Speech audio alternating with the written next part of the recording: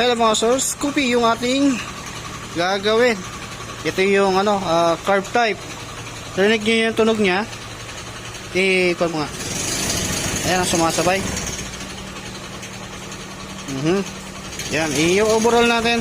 Kasi ang problema niyan mga sir ay connecting rod or sigunyal assembly ang problema. Yan. Sige. Hindi ko na ipapakita sa inyo yung kilometer nito kasi old model naman na to. Maaring yung kanyang speedometer yan hindi na gumagana kasi ito ay analog. Yan, i-overall natin to. Low budget nga yung may-ari nito pero ang malang pisa nito. Kaya nakadepende, sabi ko nung sa may-ari, nakadepende doon sa pisa kung magkano yung magagastos. Siyempre wala naman kami stock nito, kaya papakuha namin sa Honda. Doon tayo bibili ng pisa niyan.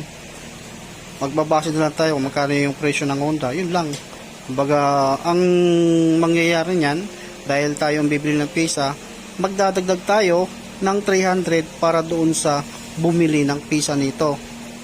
Siyempre alam niyo naman, luma na yung unit, old school na. At sa Honda lang ang mayroon yan dahil hindi naman ako nagkakaroon ng stock ng mga ganito.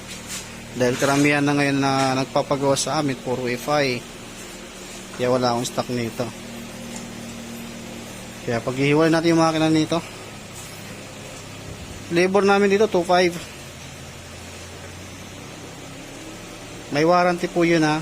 Kung medyo sa tingin nyo namamahalang kayo, marami naman din siguro may mas mababa pang labor dyan. Pwede naman yung try doon magpagawa kasi totally hindi naman basta-basta ang pagkalas. Ito yan, nagbibigay kami ng warranty. Oo nga, mura nga yung singil ng iba kaso pinabalik-balik ka, parang ganon din sa mga FI. Totally sa mga click 3,000 labor namin dyan. Kaya ito, pag-iwan natin, hindi ko na pinapa-under sa inyo ng matagal kasi nga i-overhaul. Totally, inopera na to sa kabila na baba makina. 1.5 daw yung labor sa baba makina. Sabi ko sa amin, 3,000 overhaul namin. Kung gusto nyo, doon na lang. Yung anak ni sir, na may-ari nito, dito nagpapagawa. At trusted niya raw dito. Kaya dito niya dinala yung motor na to. Sige, pag-iwalay mo natin. Bali, nagpabili na ako ng pisa. Nagkakalaga yung pisa, 5.8 yung sigunyal. Tapos, yung bearing, ang pagkakasabi sa akin, 700. UD6 plus na. Pero hindi tayo magpapalit ng black kasi sabi, hindi naman daw nagbabawas eh. Yung gasket lang, yung base. Tsaka langis, dahil wala naman tungkulan.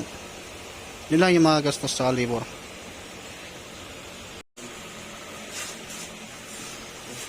Ayan mga sir, pag-iwalay na yung chassis saka yung makina. Ito na yung wawalwalin natin.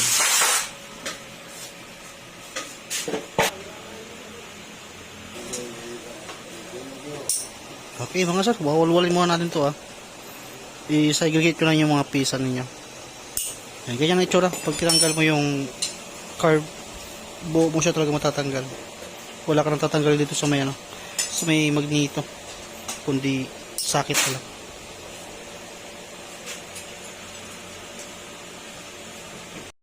Tanggal na yan ng mga sir. Tanggal na yung mga airbox, throttle body, cover niyan. At si Scoopy mga sir ugaliin yung pag tinanggal nyo yung pon dito, tornilyo, ugaliin yung yan mayroon pa yan, may spring yan na maliit yan, i-kuan mo, ilagay mo sa magnet para kuan yan. Ang purpose ng spring na yan mga sir, stopper ng yan, ng compression release para hindi umiikot-ikot dahil kapag wala yan, iingay. Meron pa yung doon sa loob nan. Dadali mo yung kaset. Yung reason na nung nawalan ng ulan, tinatapon. Saan yung tinatapon? Wala nga ako ilang.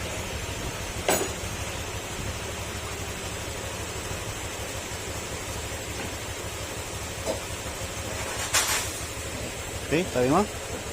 At mamaya, lilinisan natin yan. Tapos yung block, saka yung kwan, guide chain. Kaya dapat meron kayong lagayan ganyan.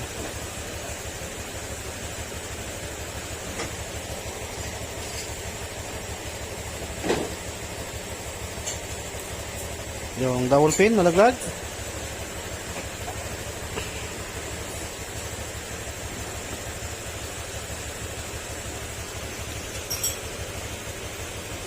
Okay. Na sila yung gasket, sila rin. Okay, good siya. Kasi yan pa lang gagamitin natin dahil hindi naman tayo magpapalit ng block nito mga sir. Yung pupuntiryan lang natin dito, yung maingay lang na pisa. Ayaw naman ni sir na yung connecting rod lang. Gusto niya yung buo. Tapos crankcase, tatanggalin natin yan.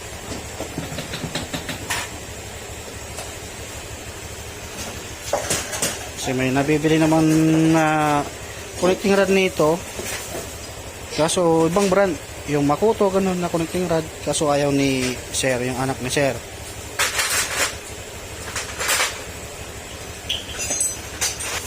Tapos crankcase bolt.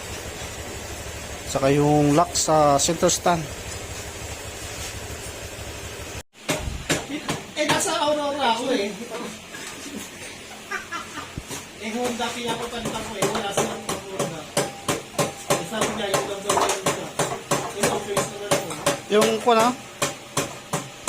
Yan, tanggal na. Pero hindi sumama yung sigunyal. Kasi nga, hindi naman kalampag yan.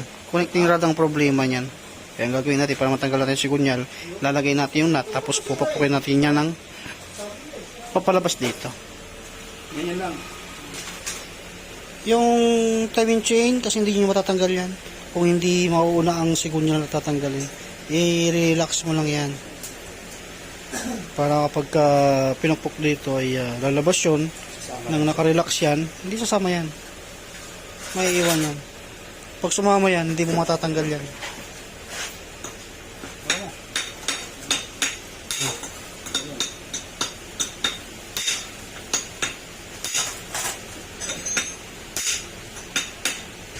Yan, unti-unti lalabas yan.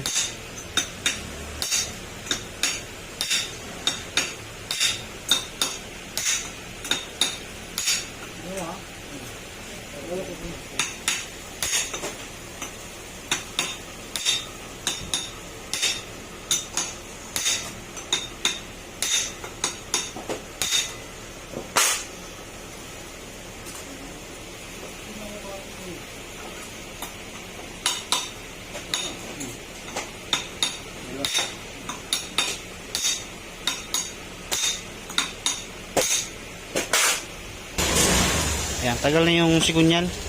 Kaso ayaw ni sir na i-repair yan. Kaya papakita ko sa inyo mamaya-maya yung bago nating sigunyal. Kasi bago natin buksan yan, pakita ko muna yung karton niya para kahit na wala yung may-ari nito, makita nila na talagang ginamit nating pisa ay original. Sige, maglilinis muna tayo. Yan muna yung gagawin natin. Linis muna. Tapos kapag after malinisan na yan, pakita ko sa inyo yung pisa na gagamitin natin. Yung black, di tayo magpapalta, lilinisan lang natin yan. Tapos valve seal, di natin papalitan yan dahil mismong sigunyal lang yung talagang papagawa ni sir. Dahil nga, low budget nga. Kaya ano lang pala yun? Eto mga sir, nalinisan na natin to. Lulubog na natin yung bago nating sigunyal. At ito na yung pisa ngayon ating ilalagay. Bukal kalim mo ito. Pakita natin. Pati yung karton. Yan yung laman. Tapos yung bearing andun sa plastic pa.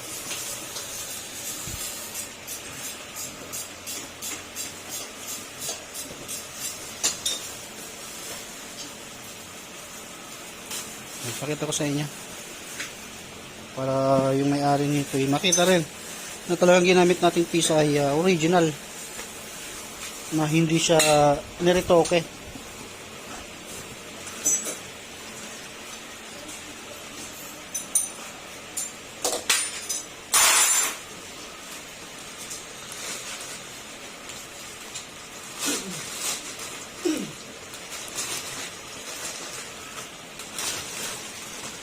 Yan, ito yung sigunyal natin. Same lang din naman tong sigunyal bearing niya sa Bit FI. Yan, para sa sila. Tapos pakita ko sa inyo yung resibo. Ito yung resibo niya galing sa kasa. 6375 Cramshop comp part number. Ayan, inotos ko to, pinabili kasi wala tayong available na pisa. At iba yung bearing nito mga sir sa mga click. Maliit ito, tapos malaki dito. Ngayon lagay mo sa kabila. Yan, tapos kunin mo yung lumang bearing. May press tayo mga sir, may press tayo, kaso hindi na naman lahat ay may mga ganyan, lalo kung nagtitipid nga tayo, di DIY. Tuturo ko na lang yung kung paano nyo ilubog yan. Basta gamitin nyo lang yung lumang bearing na pinagtanggalan nyo dyan, dahil nga hindi naman ito totaling sobrang hirap na maglubog, hindi tulad ng ADB 160 na mahirap maglubog. Ito yung luma niya, ito yung bago. Gagawin natin itong pang patong dito. Sige, patong mo na. Yung sigunyal, lagyan mo ng langis. Tapos, ikandong mo. Okay, labag na natin yung bagong bearing. Iwasan yung matamaan itong mga ipin na to. Kaya natin gagamitin yung lumang bearing niya para maiwasan natin matamaan to, lalong lalo yung part dito. Dahil kapag once na natamaan nyo yan, yung pagiging pagdi-DIY ninyo ay magiging useless. Yan. Tapos, gagamit lang kayo ng kung ano yung extension ng yan, yung pack nyo, hindi yan. Yan. Tapos, yan. Yan. Iwasan mong tamaan to ha, kasi useless yan. Oh, wala. Yan. Yan.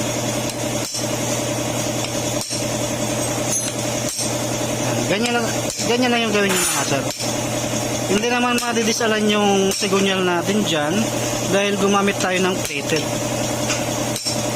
yung nakakalang sa gitna. Kaysa ipapapress nyo pa, kung malayo pa kayo sa pressan, ito kasal na. Ito saktong sakto to.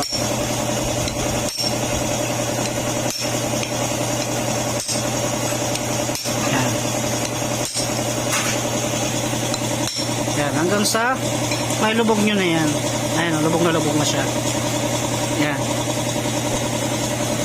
Yan. Nakatipid tayo ng press. Tapos ngayon, kapag nilubog nyo naman yung crankshaft assembly natin, dahil Honda Beat yung Scoopy or kaya kahit Honda Beat, mapa-carb, mapa-FI, mauuna muna yung timing chain. Mauuna yung timing chain. Hindi tulad kasi ng Honda Click. Kasi Honda Click nasa kabilang side naman. Ito, andito sa may pulley side naman. Kaya talagang kasi kapag once nakalimutan yung timing chain niya na yan, tatanggalin nyo ulit yung sigunyal kasi hindi nyo na may papasok. Sa pilitan magpasok dyan. Yan, ito ang gagawa namin. Yan. Tapos yan, i-relax mo lang yan. Ilayo mo. Huwag mo ipasok lahat. Yan. Yan, ganyan mo. I-call mo ganyan. Yan. Ilubog nyo na siya ng ganyan. Yan. Yan. Tapos, okay na yan. Yan. Papainitan nyo na yan. Lagyan nyo mga langis bago nyo painitan. Kasi, maigpit din yan. Hindi yan yung 0-0 na tulad ng Yamaha. Sasalpak mo lang ganyan. Ito, hindi. Pag pinukpok mo naman, doon na madidisalan yung sigunyal.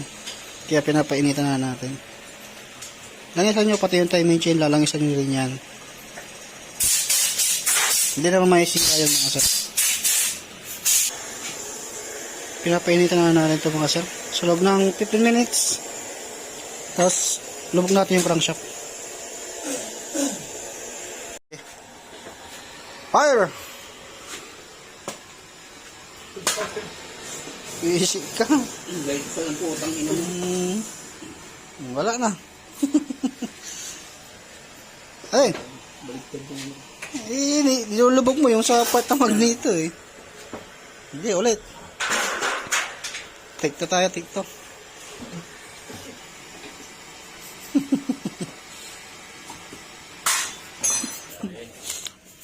Dali. Saglit lang mga sa sinalpa ko. Kaya ito yung natatagal-tagalan niya sa pagtalagay. Kapag pinainitan mo din naman talaga, may sasalpak mo ng maayos. At least hindi natin kinailangan pang pinukpok.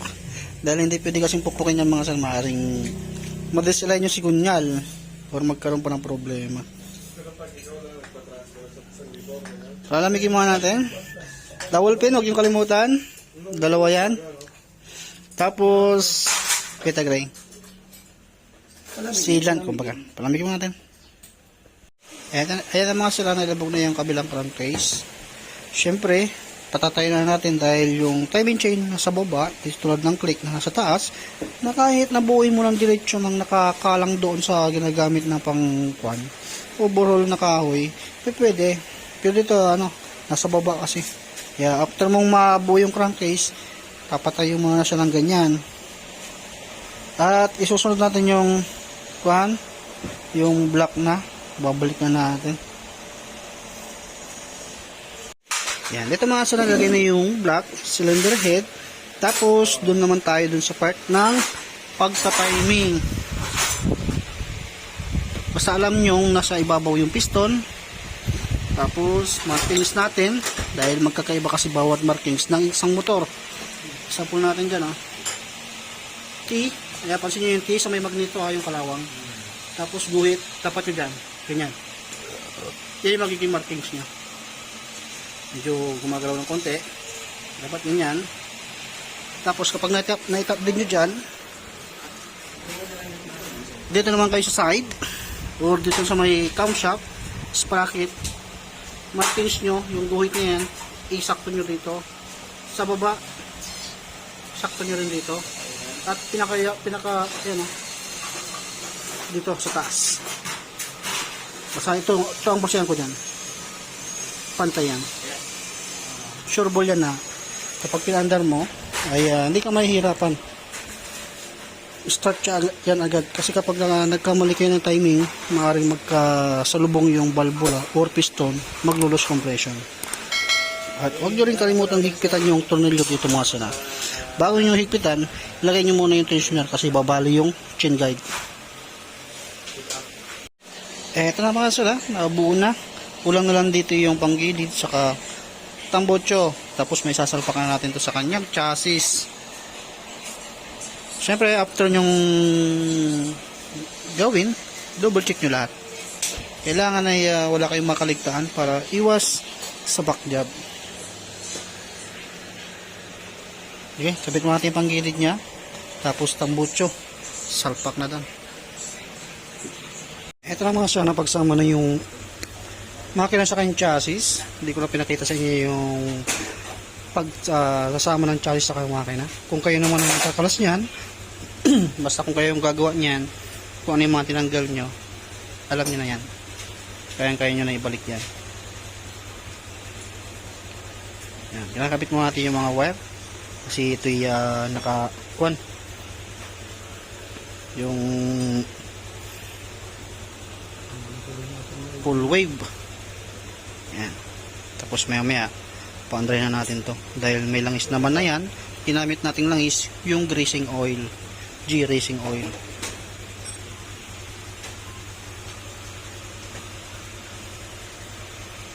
Sige, fast forward tayo.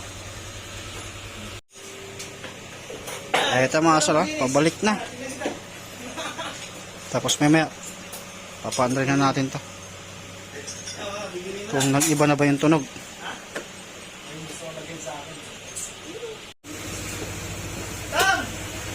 Ito na, papaandray na natin to mga asal.